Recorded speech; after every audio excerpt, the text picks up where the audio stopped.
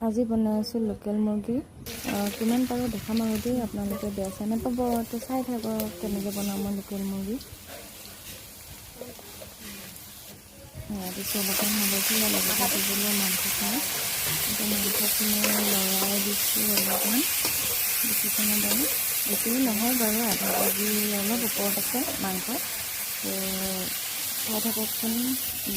মছলা বাৰু তেনেকৈ একো দিয়া নাই, অলপ সময় ঢাকি দিলোঁ আৰু এতিয়া আকৌ ঢাকন গুচাই দিছোঁ। দেখিছেনে বাৰু? সিজিবলৈ আৰম্ভ হৈ গৈছেই।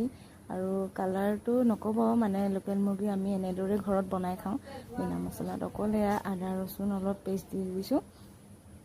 আকৌ অলপ সময় কাৰণে ঢাকি দিলোঁ। আকৌ এবাৰ লৰাই আলুখিনি দি দিলোঁ। তাৰপিছত দেখিছেনে তেনেকৈ একো মছলা ব্যৱহাৰ কৰা নাই। এতিয়া তাৰ লগত অকণমান হালধি আৰু ৰেড চিলি অলপমান দি দিছোঁ মিক্স কৰি। তো ৰং